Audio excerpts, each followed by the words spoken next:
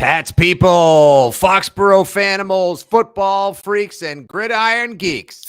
Yeah. Welcome back to one of my favorite live streams of the year, your old pal Fitzy's Draftermath Party 2022, where we are going to analyze, fanalize, savage, pay salute to, and discuss what the holy hell is going on with the New England Patriots and the draft picks they have made for the 2022 NFL Draft, coming to you live from the oversized hangover burrito omelet that is Las Vegas, Nevada. Today, I'm joined by two of my best guys right here from WEEI, producer of the morning show and producer of the upcoming Six Rings and Football Things podcast, coming to your feed with me, Andy Hart, and of course, the one and only Scheim time. Chris Scheim, what's up, buddy? What's up, Fitzy? I'm excited to talk draft. Woo, draft. I finally get a chance after hosting the Patriots party, being on the air with Mutt and Andy till midnight, doing 4 hours yesterday, nonstop blogs, constant social media.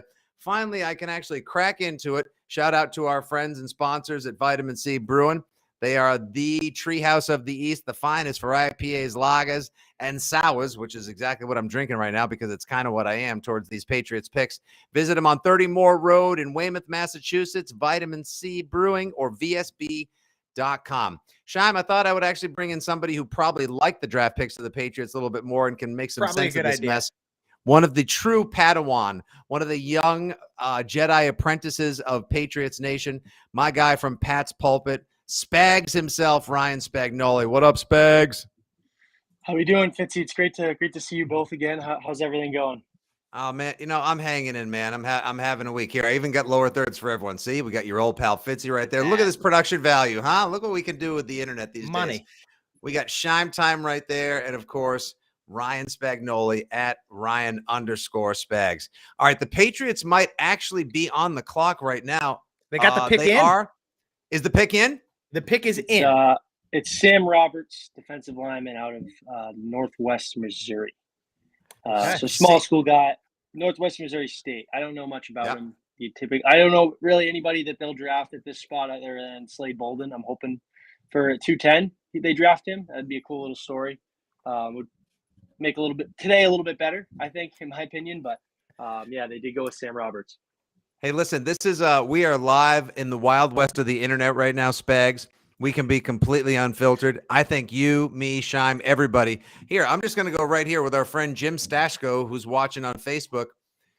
Who the fuck are these picks? Jesus. I think I've said the exact same thing for 48 hours. I have no idea what's going on. I have no idea where they're finding these guys.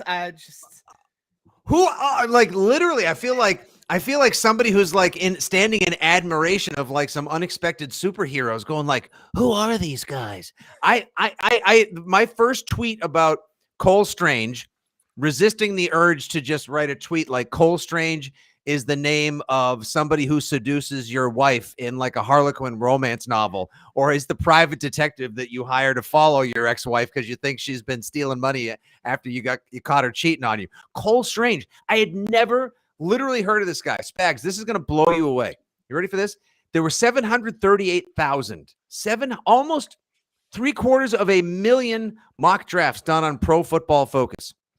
How many do you think had Cole Strange going first overall to the Patriots? Boom. Two out of 738,000. One of them was drafts. Bill and the other was Matt Groh. That's who it was. You know what? Good for you. You know, you get the first gold star. If I had sound effects like they do on Around the Horn, I was like, boop, boop. Yeah. Honest to God, it had to have been Patricia and Judge or Bill and Matt Groh. Honestly, how do you guys both feel? We'll just work our way through the draft. And again, the Patriots just picked a 200, one pick after 199. It's Sam Roberts, defensive lineman, you said, out of the football factory that is Southwest Missouri. Northwest Missouri State, I think it was. That's not a real school. No, I told you that the Slade Bolden would just make it a little bit better. Someone from Bama, save the draft. One. But just one. Yeah. Is that ask? Is ask? We'll get to that in a sec. All right, let's start with Cole Strange. Did either of you guys have him on the board? Had you seen any of your favorite mocks or follows? Was he on your board? And Were you surprised or a little frustrated like a lot of us were? Because I don't hate the pick. I just hate the fact that they created the need on their own and took a guy who might be a great Patriot somewhere between a Stephen Neal and a Logan Mankins 2.0 a little too early.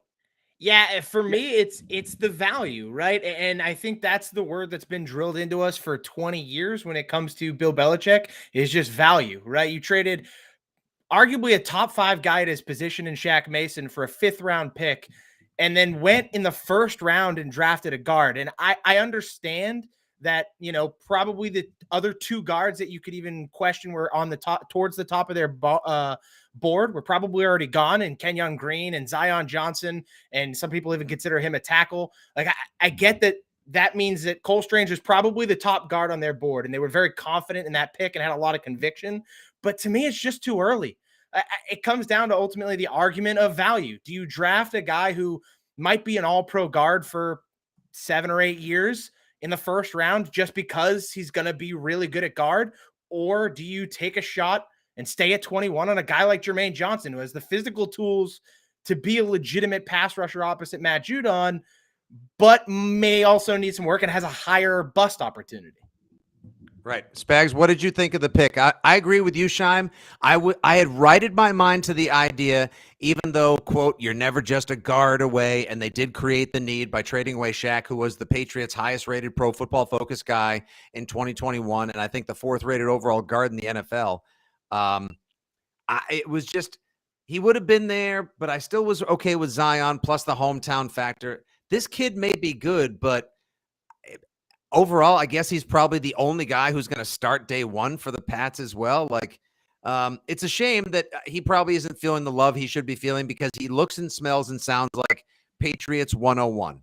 But at the same time, people I know are frustrated by the pick. Yeah, I had him on our big board. I had it as a 3rd round grade. Certainly, I think a day one starter, somebody that can kind of come in right away and play.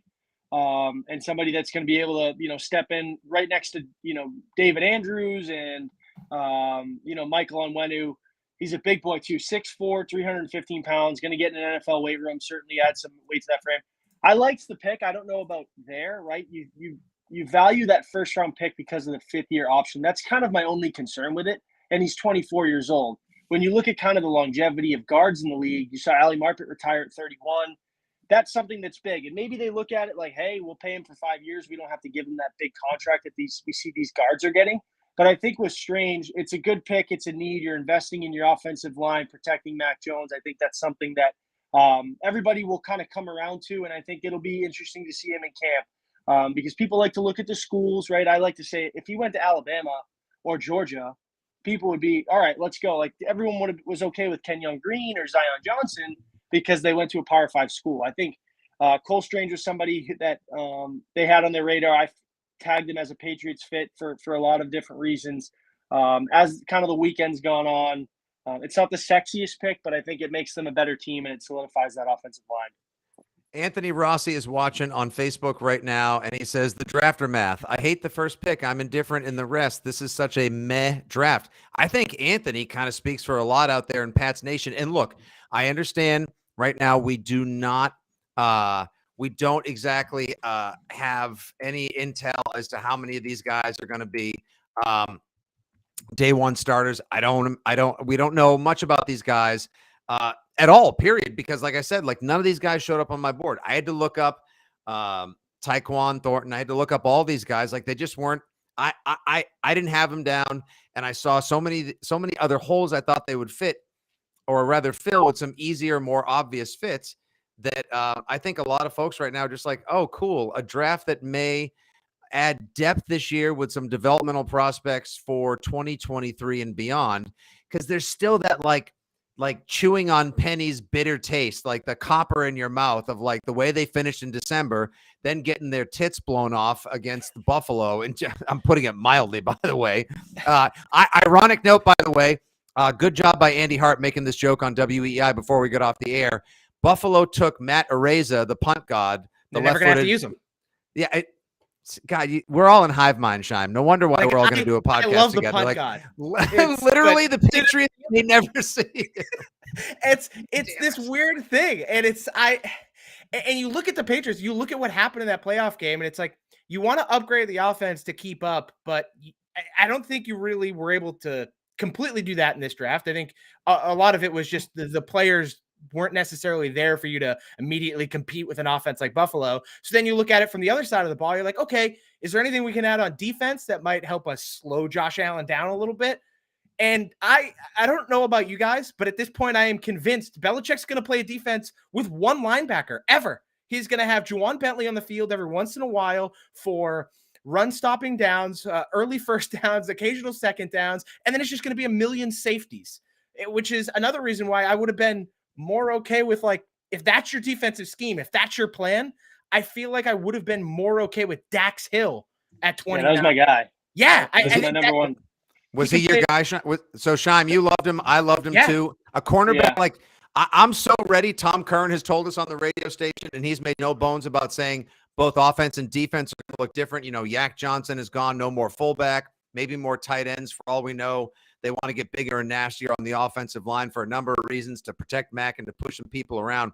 This defense, it literally may be like Uche and Judon, Barmore and Godshow, one linebacker, and then just a flood of these hybrids. So, yeah, that's why I thought Dax Hill would have been a great pick, Spags, because he was one of those, like, plug-and-play utilitarian Belichick defense 2022 hybrids. Yeah, and kind of moving down the board too, my favorite pick actually was Taekwon Thornton. I thought a lot of people, I kind of had tweeted out yesterday out of frustration, right? Like, you do a million mock drafts and everyone sees Sky Moore and Alec Pierce and George Pickens, right? You've seen that mocked to New England a million times by fans or draft analysts. I certainly had Sky Moore in a few of mine. I had him on my big board. But I think the one thing that they've lacked and what people have kind of wished for years is a big play threat, somebody with elite speed and size. And that's exactly what Taekwon Thornton brings. Fastest wide receiver in the draft. I think that's somebody that, you know, they get all scared because of N'Keal Harry. Completely two different receivers. N'Keal Harry, 6'3", 220 pounds, that ran a fringe 4.48. I think it could have been even higher. It might have been close to 4. He was in the 4. He was in the 4. Yeah, he was in the 4.5s. Yeah. And this kid's an elite playmaker, right? I think he needs to polish up on some skills, right? I think you might see him, kind of maybe expand his route tree a little bit more, maybe polish up his hands. I don't think he had, severe drop problems, but that's something that, these receivers that you draft later on that, take a little bit of time in terms of that. But I think that's a really good guy. And like I said last night, 6'3", 4.28 speed, that has some room to grow in his frame. That'll play anywhere. I don't care who you are. It's not John Ross. John Ross was 5'10", 170 pounds. So I think that's a guy that they can develop Devontae Parker. He doesn't have to play right away. I think from the most upside too, you can look at it very much in the DK Metcalf style mold, right? Like, it's like this massive guy with a lot of physical tools that you really like. Yes, his route tree is limited, but the guy can flat out fly. And Matt Gross said it this morning or last night, I forget. He was just like, we wanted fast guys. We went out and we got the fastest guy. Like, that's just what it is. And it now kind of, I think the best thing Thornton brings to the team, and would I have loved Pickens or Sky Moore a little bit more than him? Yeah, personally, I think so. But same. I think what this kid does is he allows Nelson Aguilar to play more of his natural position, right? Which is more so from the slot. It allows him to live kind of in that deep post, deep in route, middle of the field zone. Whereas the field stretcher wasn't necessarily his bread and butter, which Taekwon Thornton at this point is exactly that. He is going to stretch the field. He's going to push the safeties back. He's going to open things up a little bit more for guys like Kendrick Bourne and Nelson Aguilar. And I think in that regard, it's a really smart pick. It's not, by no means is it quite my favorite pick, but I understand, at least with that pick, to me, I understood the idea, right? I understood the plan with a guy like Taekwon Thornton. The thing, though, that I think was driving me and driving a lot of Pats fans crazy, though, was after the pick would come in and we'd all say, who the frig is that? And then we would go to the Google machine and we would click on the first link, we'd type in their name, and then Draft Network or NFL.com or a Pats Pulpit breakdown, wherever you may get one, would come in. Often I would check in with NFL.com because Chad Reuter and especially Lance Zierlein do great breakdowns. All these guys keep coming in as 6s. Like, I know a lot of them are 23, 24, 5-year players, they're captains, whatever. But like, I keep reading like average backup, special teams contributor. Like, I was just waiting for one guy to ring through as like devastating animal, or just like day one starter, difference maker, trendsetter, touchdown machine, red zone threat, line devourer, motherfucker, like eater of worlds, whatever. I just wanted something. I would have been happy if I read, you know what I mean? Like, there was a consistent theme to it, Spags. I just kept reading and see Adam Wood. Here we go, right there. Just Adam Wood watching on Facebook. They did not fill in the needs at all with immediate impact guys. So do you think, I'll ask both of you boys this, do you think that's more to Belichick just doing those, as my operative phrase has been this weekend, obtusely Belichickian things? Or is this a belief in the talent that they signed, a talent that they have drafted and developed, and some of these guys on defense like Uche, who we haven't seen, McGrone, who we haven't seen, and other people that haven't had a chance to contribute yet? Yeah, I said it last night in relation to the linebackers, because I think that was kind of the target that I think a lot of people thought they'd go in the first round, with Quay Walker on the board there, Devin Lloyd, certainly Christian Harris, guys like that yesterday. I had tweeted back in March that I kind of had a feeling that they were higher on this group than we had thought. Raekwon McMillan was a guy that Bill Belichick raved about through the first week of camp. His leadership, his ability to play in the middle, kind of that modern. Totally forgot about him. Good reminder. Thank you. Yeah, he's I coming totally off the forgot about ACL, him. Right? You get a little right. It's a bargain. I mean, it's a risk, but it's cheap. Cameron McGrone's a guy that I loved out of Michigan last year. We hit on him on the big board, a 3rd round grade. Obviously, fell to the 5th round. They were super excited. Matt Gross said last night that they kind of view him as an additional pick because they didn't get to see him on the field until late in the year. So I think in terms of impact guys, they like their linebacker room. Would I have liked to see them add one? Particularly today, yes, but I think they're higher on it. And the addition of Jabril Peppers, Kyle Duggar's expanded role, Miles Bryant, bringing back Bentley, those are guys that I think can play kind of right in the box, kind of that Pat Chung role, play a little bit in the slot. They can move them all over. Everybody's used to seeing these 6'3", 6'4", 240-pound thumpers for the New England in terms of their linebackers, but they're just not around anymore, and they won't be able to compete because you saw it last year with Hightower, Bentley, and Van Noy. They get run over. So try to zone it up, match offenses with the opposing speed, and I think they've started to do that. I think that's in relation to the Marcus Jones pick yesterday. With, hey, we're gonna slow down the slot with guys that are just as fast as you and see what we can do. Yeah, I agree. I don't think that you're going to see any more of those 6'4", 250 linebackers. They're just, in today's NFL, they just can't exist. It just doesn't happen. They're gone. Poof. Like Leo Chanel might be the closest thing to that, and he is a freak. Yeah, and Scheim, I think that you could hear like and swoop, like the book being closed on that when Hightower was one step off when Jonathan Taylor blew through the line and should have been able to make that 3rd and 8 tackle. And instead, Jonathan Taylor took it 68 yards to the 6-point house. From that, I think that was the turning moment, the telltale moment for Belichick when he was like, we gotta do something different here. Which is why I think for me, like my most concerning thing is I really wanted them to address defensive back. I felt like safety, yeah, they have a lot of good bodies that you can kind of rotate in and out and play multiple at the same time.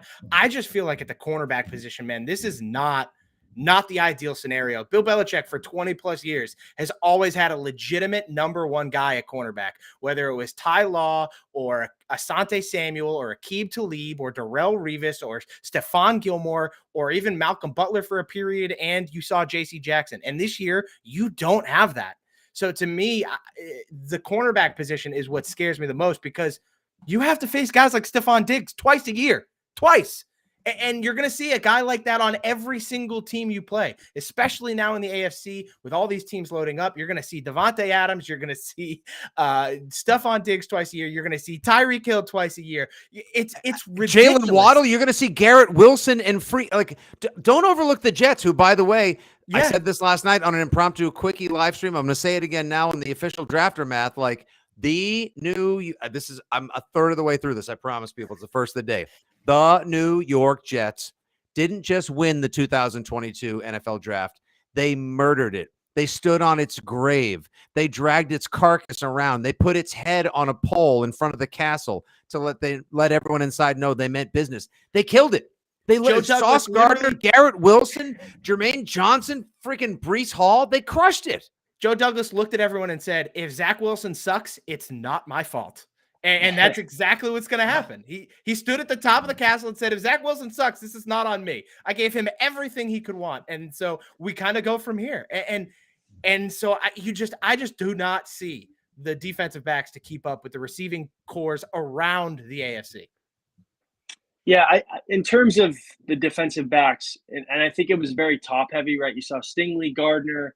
I would have loved Trent McDuffie. I think he was the best zone corner, and I think a lot of their moves this offseason have kind of signaled that they're going to play more zone. Agreed. In relation to that number one corner, I've made this point a million times too, right? We are so used to it, dating back to Talib with, they've always had a number one press man corner on the outside that can kind of completely eliminate that side of the field.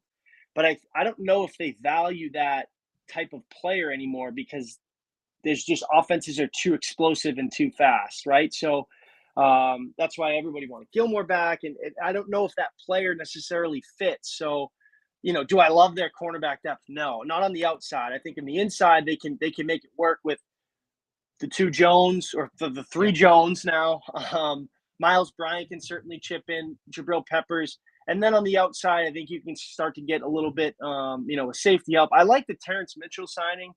He was really good in zone for Houston. He kind of got overshadowed for how bad they've been the last 2 years. And then Malcolm Butler, right, obviously taking a year off.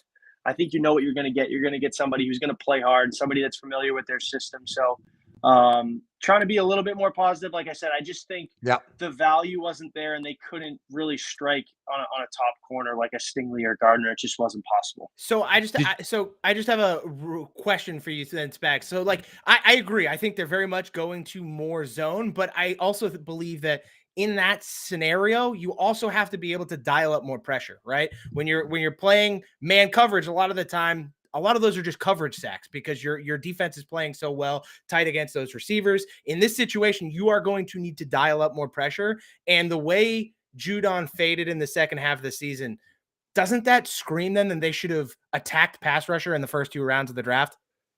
No, you certainly have a point. And I think Barmore is going to be much better in his second year. That's a guy who all he did since he got to college is get after the quarterback, and he did it as year one. I'm interested to see what they can bring from Uche. You heard a lot of buzz about him coming out, shined a little bit as a rookie, and then they brought Van Noy back, and he didn't really find a role for himself last year, battled some injuries. The other thing, too, this Monday, free agents can sign that were cut, that were cap casualties or whatever. If they're signed, it doesn't affect draft compensatory picks for next year for that team. And I think that starts on Monday too. So like somebody pointed out in the chat a little while ago, Flowers and Akeem Hicks, like bring in one of your old buddies who might have 1 year left of defensive tackle gas in the tank. He was great here years ago before he went to the Bears. Trey Flowers would make all the sense in the world. Like he got paid. He owes Patricia one for the bag that he got in Detroit. Like he absolutely would make all the sense in the world. I'm with you, Scheim. Like when I saw Jermaine Johnson go, after I heard guys like, dude, I'm sure like he just like reeked like the quintessence of like a Scheim guy where it's just like total football animal, lots of personality, a little swag, highly underrated, could be like at the top of the big board at the 3-year redraft. When I heard Phil Perry the other day saying like, there's a very good chance in a couple of years, we're going to look at this draft and go, how the fuck did we let Jermaine Johnson? I dropped the F-bomb. Phil didn't because he's classy and I'm an asshole. But he says like how we're going to look at this draft probably in a couple of years and be like, how did we let Jermaine Johnson fall that far? And then he went to the Jets. And again, he was on their top 10 in their board. He was in their top 10. He should have been. He's an animal. The guy's he went to Florida State. That's Animal State University. That's all they do in the sweaty crab legs for days panhandle. Exactly. But like now you pair him up with Carl Lawson coming off the Achilles from last year. Like now the Jets have a pass rush and the Patriots have a question mark. Or supposedly over, at the other side. I don't know. Here we go. Thank you very much. Watching live on YouTube. Cash Money $087. The pick is in for the New England Patriots. Ladies and gentlemen, please welcome to the Pats party, Chasen Hines, center out of LSU. Chasen Hines. Let's give you a quick little NFL.com. I guess. I don't know. Yep. Actually, good grade. 6'10". Good backup with potential to develop into a starter. 6'3", 327 pounds, 10-inch hands, big old buddy. Good broad jump and vertical for a guy that size, 5'2", 40-yard dash. Doesn't have a bench, not worried about that. Do you even lift, bro? Looks like a big guy. You know, hey, maybe that he could be somewhere along the lines of a Marcus Cannon kind of developmental line prospect because they want to get bigger and meaner along the line. Yeah. So no, Slade no, of Bolden course, at no one's happy. 245 then. That's what we'll do. Does he? I want that. It's almost like that pick would make everyone happy. Spags. I don't think he'll be there. Unfortunately, I think someone will take a flyer on him. It's another receiver. My guy Justin Ross still sitting there as well. By the way. Yep, from Clemson. That was a five-star guy from Clemson. Back surgery. Yeah. They've never drafted a guy from Clemson though. Unfortunately. Wow, that's a great little nug. You know, I did not know that. Yeah, it's they've never taken someone. Alex Barth about it. It's the Power Fives that they haven't drafted from were Clemson, Utah, Washington State. This is Belichick era. And I thought it was Penn State, but they actually drafted Rich Ornberger in like 2000 something in like the 5th round. So Clemson, Utah, and Washington State, I think, are the 3 that come to my mind for Power Fives that he's never drafted from. I should have known they were never going to take Andrew Booth then. Yeah. Or yeah, Devin exactly. Lloyd. Shouldn't have exactly. All right, from Utah, exactly. NFL Network is listing him as a guard, according to Kevin Gringers. Thank you very much. Robert Louis Steele the fourth, a long line of fabulous steals, of course. Don't sleep on six-round lineman. Mike, on when you worked out pretty well. Yeah, he did, and he's definitely in terms of that too. Yeah. That's one of those spots where they very rarely miss. Whether at any spot in the draft, they're pretty good at identifying offensive line talent and being able to plug them in, whether it's on the outside or inside. More so in the interior as of recent, right? Ted Karras, Joe Thuney on Wenu, Shaq Mason, even Brian Stork, who obviously had to stop playing due to concussion problems, and then they signed David Andrews, an undrafted free agent. So they're working the offensive line when they identify that talent and draft it. I'm not saying this kid's going to be a stud; he's a 6th round pick. But they hit more than they miss at that position. That's why you're absolutely right. Strange. Well, but so I think that's why I dislike the Strange pick even more, right? Because they've done such a good job at late round identifying guard talent that it's like, okay, I get this Chasen Hines kid who, you know, on a quick, brief, cursory read of his profile is a good run blocker, not great in pass pro. Well, that's exactly the profile that Strange is, except Strange was in the FCS and he was extremely athletic. I think that's the big difference, right? So like for me, in a brief overview, right, in a quick glance, it's like, why not just take a shot on this kid at 6 and grab a more impact position like a Dax Hill would have been on the defense, or a Jermaine Johnson would have been, or something like that in the 1st round. And I think that is more so what had my panties in a bunch on day 1 of the draft. Is it's like, I'm like, I don't want a fucking guard. I don't want a guard at round 1. It's that simple. I mean, you're right. I want to say it in full Jeff Fisher voice, like, I'm not going 7 and 9, bro, and I don't want a fucking guard in the first. Like, sorry, it's just like, oh man, New England came in this weekend and lit us up 45-30. What happened? We just couldn't contain Cole Strange, man. Like that fucking guy was just like, oh man, he ran that deep spider 2 wide banana route, and then his punt coverage was like, he's a fucking guard, for God's sakes. That's great. That's awesome. Like, I really do. I hope he's great. He's going to be a good player. He's going to be a good player. I have no doubts about that. Again, I'm like, I don't want to fucking guard in the first value is certainly shot. That's it. I don't want a fucking guard t-shirts printed. That's my bumper sticker. Like, it's like, I don't want to fucking guard the first round unless you're the Cincinnati Bengals, who were just in the Super Bowl. I don't want to guard. One play away. Yes, I don't want a guard or a center in the first round. I just think there's so many other positions of need that are like, because in my opinion, I would rather have a slightly above average pass rusher. I would rather have a second Matt Judon than a Quentin Nelson, right? I think that's just positional value. And I understand that that's a bit of an extreme example to say that Strange will be Quentin Nelson, but that's just kind of how I look at it. No, you're right. The positional value is big. And that's the one reason why I was kind of hesitant, especially day 1, right? Like, is that 5th year option that important on a guard that, you know, you might have found later on? I just think they identified their needs. They felt like he was the best player on the board. They said they probably would have took him at 21, which thinks that they have a top 20 grade. I'm kind of in the boat with, hey, this is what happened. This is the draft. It's not as sexy and as appealing as it was last year. But with how they did last year and how good their rookie class was, I guess we can look back on this in a year and see what it was. I really like the Spags first is two so picks. much more controlled than I am. Like I am. The first two This picks is why I were love, play. like, And I think he Marcus is like, Jones will too. yeah. I like all Marcus well, Jones. That was my favorite pick, to be honest with you. Okay, I just wanted to Taekwon get Thornton. into that as well. Let's hear it from you guys who are watching live on Twitter, YouTube, the Facebook, and all that jazz, as well as from you guys. Favorite pick of the draft. I think I'm gonna go with Marcus Jones. Probably should be my pick because the guy scored 4-way touchdowns in college. He scored touchdowns in college as a punt returner, a kickoff returner, interception returns, and also as a wide receiver, which is pretty badass. So you got a 4-way player there. You love that kind of talent and versatility. Of course, that's got to play in Foxborough. And our guy, Brian Barrett, shared some Houston stuff from a friend and connection he made down that way. Someone at Houston thinks like he's got Hester-esque return ability. The Patriots will definitely use him on offense. Like you're going to see him all over the formation. A little small, not good in press man coverage, can get bossed by an A.J. Brown-sized receiver, but who can't because they're just absolute beasts. They're like defensive ends with 4.5 speed and giant hands. But apparently he's awesome. But I'm going to go with Strong, the running back out of South Dakota State, only because it's not even because they might let Damian Harris walk. He's in the 4th year of his deal, the final year, and I hope they don't let him go because I love that guy between the tackles. I have wanted so badly James White, lineage of third down back, legacy and protection. Like, what if he can't play this year? It's not J.J. Taylor, and I don't think Mondre is definitely the answer as the third down back either. I love his versatility. He's got soft hands for a kid as strong as he is. But this kid who had 8 touchdowns in college, over 50 yards, is a home run hitter and caught over 60 passes in college. Like, I just wanted to make sure they had that option available to them. So Strong, the running back out of South Dakota State, is my pick. Scheim, who's yours? I really like the Strong pick. I went and I watched some tape on him in between my show and this.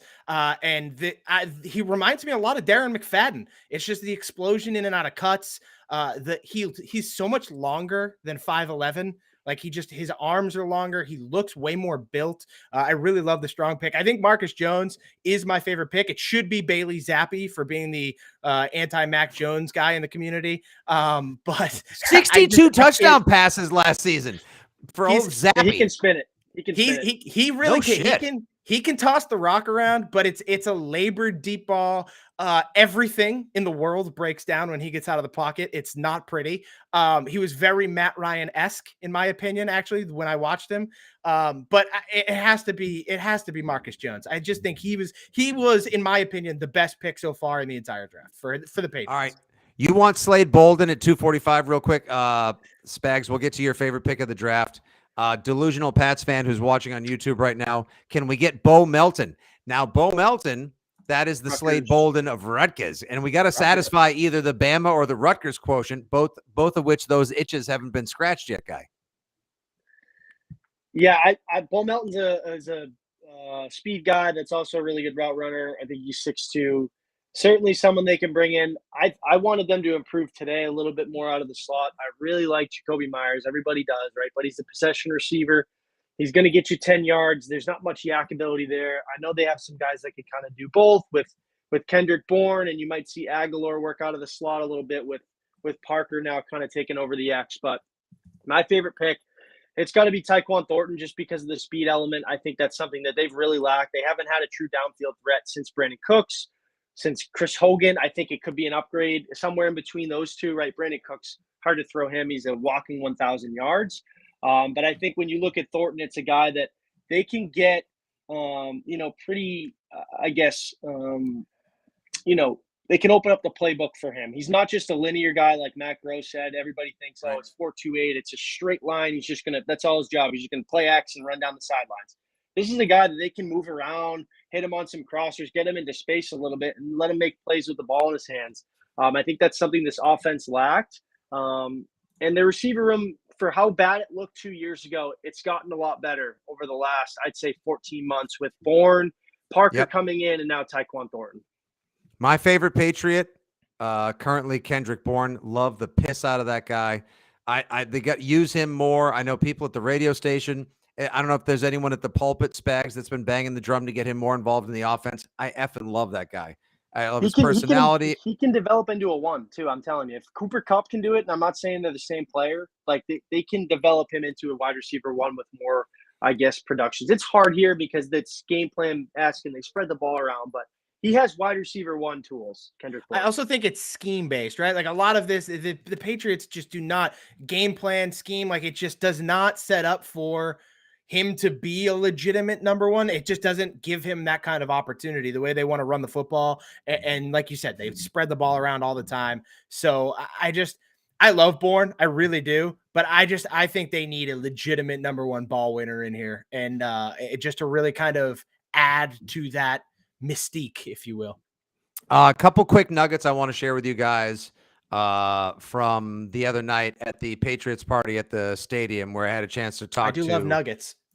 Love me a nugget, by the way. Side note to that, I had a friend recently tell me that I got young ones running around the house that I had on purpose, not ones that I invited over. It's not like the last scene from Boogie Nights, everyone, so relax.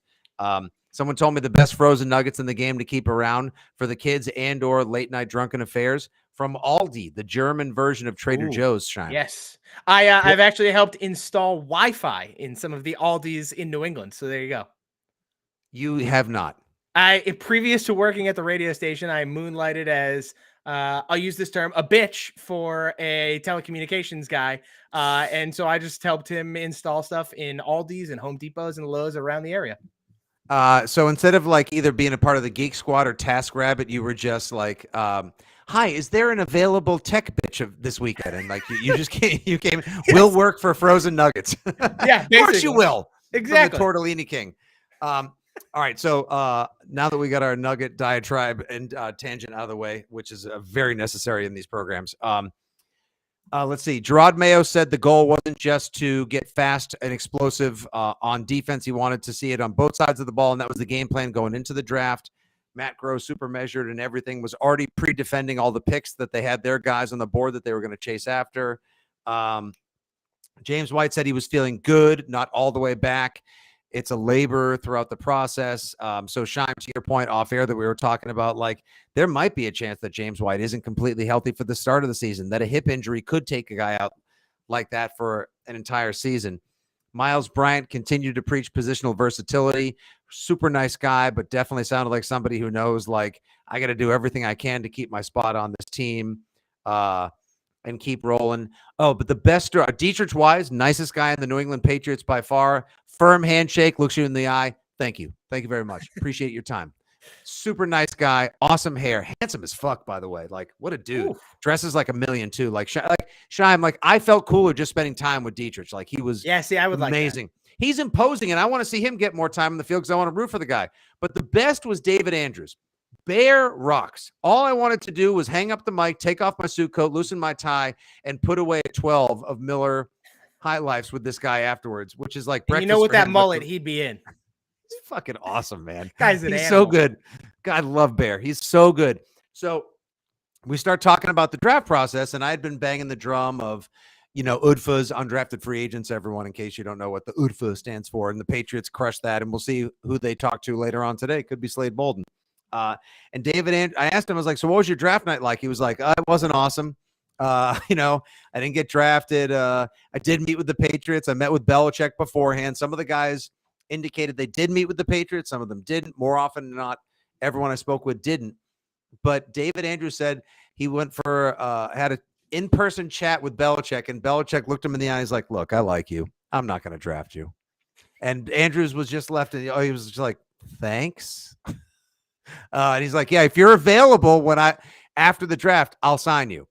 And so David Andrews basically knew. So this goes to the whole idea of like meeting with the prospects and trying to lay the foundation for a relationship in case someone does make it into UDFA territory.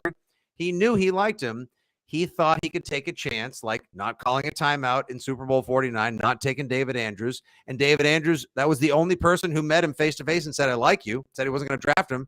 And so that's why he signed, and he's loved it here ever since. Like, I just love those little nuggets like that. Like Belichick just having the hairy footballs to stand there in front of a guy that could kick his ass like David Andrews and be like, look, I like you. I'm not David Andrews seems like a guy that can take that though and be like, you know what? Okay, I'm ready for it. Whatever. I'll be here when you need me. I also feel like Cole Strange has a little bit of Dave Andrews in him, like just that they'll be best Southern friends. boy. Oh my God, they're gonna be fast friends. When he said, "I was sitting at home with my dad when we got the call, and it was Bill, and he was like, we're gonna draft you," and I was like, "Oh, this is great." I was like, "This guy's two all big right." old country boys. They're gonna be best friends. Those two, I could tell. Hold on. Now who's grousing about us? I've never seen a more depressed and unhappy fan base who just got a Pro Bowl rookie quarterback only 1 year after losing the GOAT. I'm excited for Mac's second year. Wish the media. Come on now. I'm the only one that's negative about Mac Jones around here. Come on now. Exactly. Like that's your lane, Scheim. And yes, and now you got Zappy. You got your boy BZ, Bailey Zappy. What you want to know what I did? As soon as they drafted Bailey Zappy, take a wild guess who I texted, Fitzy. One J. Charles Wiggins. Of course you did. What did he say? He said, I can't wait for Mac's short leash. I know everyone in the comments is like, R.I.P. Stidham, the Stidham. Where were you when the Stidham era came to an end? That's it. Does he even make it? No, he won't. He's all done. Yeah, he's done. Unfortunately. Yeah, I just think they're resetting the clock there. They've drafted, I think it was 12 quarterbacks under Brady, and 7 of them were between the second and fourth round. The only second rounder was Jimmy. Since like so they do value they've drafted the most quarterbacks tied with like the Jets, right? I think it is. Isn't that crazy? That backup role, developmental, and they usually get something for him. They got a 6 for Mallet, the 2nd for Jimmy, Dorsett for Brissett. You got something for Castle if you want to go even farther back. Yep. Yeah, right. He's a 7th rounder too. Oh, look at this. Sandy Smith. Hello, Sandy. How are you? Thanks for checking in. My husband isn't all that excited. Thinks we're going to go 0-6 in the division. I think he's crazy. Let's do a little before we wrap it up, boys. Let's do an all too early, way out 17-game season 2022 prediction. What do we think the Patriots do? I want to be sandwiched in between you guys. So why doesn't Spags go first? I'll go second. 10-7. I think they're the same team as last year. I think you'll see improvement at different spots, but they could run into some of the same issues that we saw last year. I think they'll be a year away defensively, but I think they'll improve offensively. I think their offense did get a little bit better. People like to look at the defense and the holes, but I think sneakily their offense has gotten a lot better. Yeah, I am on the opposite end of the spectrum, as you could probably imagine. I am more in the 7-10 range, even closer to 6-11. I just think the schedule you're going to face is an absolute effing bear. I don't think this offense is good enough to keep up with some of the high-powered offenses you're going to face this year. And the defense sure as hell ain't good enough to defend against those offenses. Belichick is good for 4 or 5 wins by himself. So I guess I'm going to go 6-11, 7-10 is probably where I'm at. I think this is a reset year is what it is, in my opinion. And it's so weird because, like, you say that, Scheim, and you'll get year too. Yeah, exactly. And everyone else will with these crazy network deals, but like, there's going to be rookies are all getting better. These guys that were redshirted last year are going to get a year of experience, and on top of that, you're going to have $100 million in cap space. Yeah, I think 2023 is the year. Okay. All right. So my favorite so far prediction, and there's a shitload of them in the comments we'll get to. Gary watching on YouTube, 17-0. Let's go. Gary, you're smoking my kind of stuff. I would love to know what dispensary you get your edibles from. Brian Lynch, he's got 10-7 like last year, just like you had, Spags. I get that. I'm with Dave Stoddard. Sorry, guys, your old pal Fitzy, 9-8 and barely missed the playoffs. Like you said, Scheim, Belichick, who turned Cam Newton, Demir Bird, a bag of balls, and like a couple of rugs from Ocean State Job Lot into a 7-9 team in 2020 during the pandemic reset into 7-9. Like, that was amazing. And 10-7 last year. Like, it's not his fault that they went from believing they were a 2-4 team that should have been better to sniffing their own 9-4 headlines and faded down the stretch. But I just think that, I don't know how, like, you're going to go to Vegas. You got to deal with Devontae Adams and Darren Waller. You got to deal with Tyreek Hill and Waddle twice a year. Buffalo, they're animals. Like I said, the Jets are getting better. There's just too much talent. The Patriots will be about as enjoyable, watchable. I don't think they'll be that frustrating. I think they'll be better coached. They're going to be a ton of fun to watch. They will open up the offense. The defense is going to be a flood of who the hell knows, and I'm here for it. I am here for the entire project. I'm just not convinced not that good. I'm just not convinced by Matt Patricia and Joe Judge. I never liked those guys. I still don't like those guys. That's more of my biggest gripe with this team than anything else. Is I just think if Belichick is going to have to do everything, he might just stretch himself a little too thin. Maybe the case. I got a lot of 9-8s and 11-6.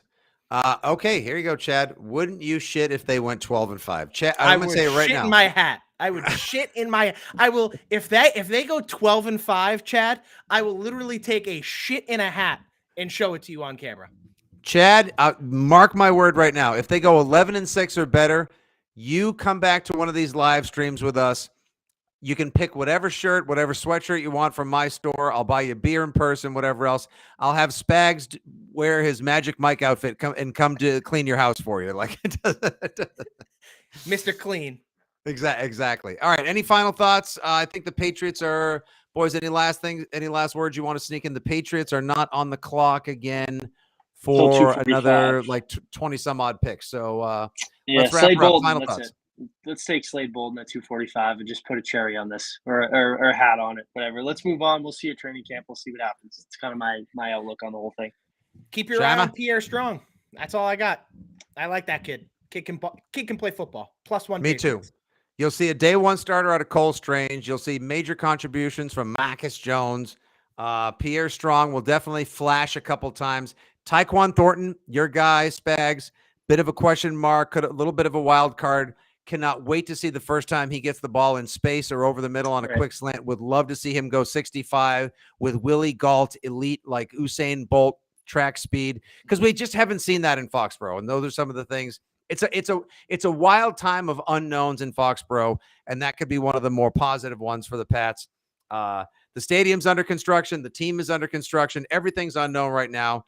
But hey, listen, we've seen 6 Super Bowl championships in our lifetime. So strap in. Enjoy the ride, and let's fucking go, right? All right. You can follow him at Scheim Time. You can follow my guy Spags at Ryan_Spags. Boys, thank you very much for your time. It's been an absolute freaking pleasure having you on the Draftermath. Everybody else, take care of yourselves. Follow me at FitzyGFY. We'll do some more of these sometime soon. And like I said earlier, stay tuned this week for the launch of 6 Rings and Football Things, the new podcast. Me, Chris Scheim, and Andy Hart are going to be doing 2 to 3 times a week via the WEEI feeds. It's going to be a blast. We promise we will be the most fun, the most interactive, the most Pats fan-friendly and engaging podcast that there is out there in the nation. So stay tuned. Appreciate you guys. Until we speak again, drink up. God bless. Go fuck yourself. And as always,